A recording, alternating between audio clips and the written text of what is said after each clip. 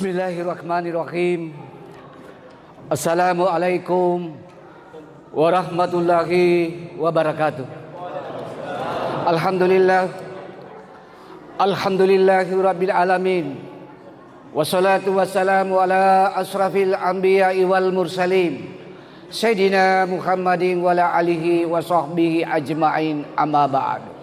Subhanaka la ilma lana illa ma 'allamtana innaka antal alimul hakim. Rabbi shrah li sadri wa yassir li amri wahlul 'uqdatam min lisani yafqahu qawli. Qala Allah ta'ala fil Qur'anil Karim, ya ayyuhalladzina amanu taqullaha haqqa tuqatih wa la tamutunna illa wa antum muslimun. Hai orang-orang yang beriman, bertakwalah kepada Allah dengan sebenar-benarnya takwa, dan janganlah kamu mati kecuali dalam keadaan muslim. Quran surah Ali Imran ayat 102. Wa qala aidan innallaha wa malaikatahu yusalluna 'alan nabi ya ayyuhalladzina amanu sallu alaihi wa sallimu taslima. Sesungguhnya Allah beserta seluruh para malaikatnya bersalawat kepada Rasulullah. Maka hai orang-orang yang beriman, bersalawatlah kepada Rasulullah dan beri penghormatan kepada Rasulullah.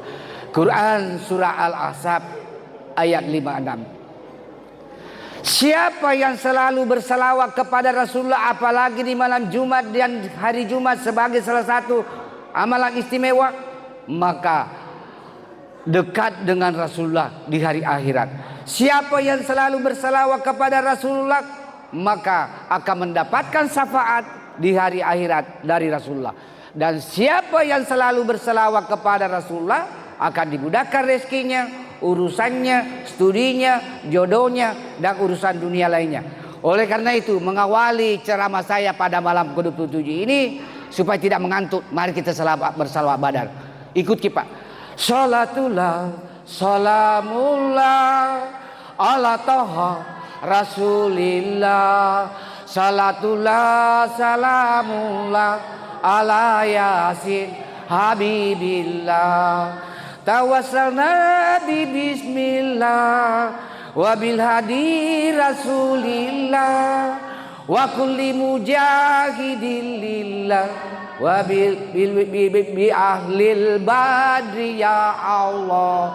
Selanjutnya kita tobat nasuhan. Astagfirullah Rabbal baraya, astagfirullah minal hataya, Rabbi istidni ilman nafiyan wa wabighni amalan solehan wa wahabli rizqan wasi'an wa tub alaina taubatan nasuha wa tub alaina taubatan nasuha. Yang terakhir berzikir subhanallah walhamdulillah wa la ilaha illallah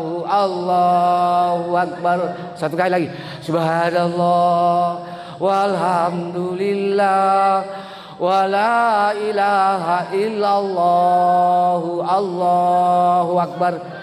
Jemaah Isya dan Tarwih Masjid Darul Istiqamah yang dimuliakan oleh Allah Subhanahu wa taala. Adapun judul pada malam ke-27 Ramadan yang diamanahkan oleh panitia amalia Ramadan, yaitu takwa sebagai sumber perilaku. Saya tambah satu kata Pak Imam, karena itu perilaku ada dua macam. Ada perilaku negatif, ada perilaku positif. Itu menurut tinjauan psikologi perilaku, behavior of psychology. Jadi judulnya yang pas, takwa sebagai sumber perilaku yang positif. Kenapa orang yang bertakwa selalu berperilaku positif dalam kehidupannya sehari-hari? Yaitu sebagai buah dari berpuasa sebulan penuh di bulan suci Ramadan. Selama puasanya ikhlas, sabar, ikhlas, baik, benar dan sempurna. Karena ada juga yang berpuasa Pak, kata Nabi, hanya mendapatkan lapar dan dahaga. Jadi selama puasanya dilaksanakan dengan ikhlas, sabar, baik, benar, sempurna, mengikuti fikih berpuasa, insya Allah akan menjadi manusia yang muttaqin. Allah menjamin di Quran surah Al-Baqarah ayat 183, ya ayyuhalladzina amanu kutiba alaikumusiyam kama kutiba alal ladzina min qablikum la'allakum tattaqun. Al-Baqarah 83. Sudah tahu semua artinya, tahu karena diulang-ulang Ustaz. Ditambah lagi penunjang ibadah lainnya, qiyamul lail, salat tahajud, hatam, baca dan hatam Quran, tarwih, zakat, zikir, berdoa, istighfar, itikaf 10 malam terakhir. Itu yang membuat muttaqin, takwa. Yang kedua, penyebabnya orang bertakwa bagus perilakunya, karena semua perilakunya berdasarkan tuntunan Al-Quran dan As-Sunnah. Apa contohnya Pak Ustaz? Contoh, orang yang bertakwa itu disiplin Pak, karena dia amalkan wal asri innal insana lafi khusr. Sesungguhnya manusia demi waktu, sesungguhnya manusia dalam kerugian. Orang bertakwa itu Pak menghargai waktu. Seperti tadi Nake itu saya datang tadi di sini jam 7. Kalau khutbah Jumat jam 11 sudah ada di masjid.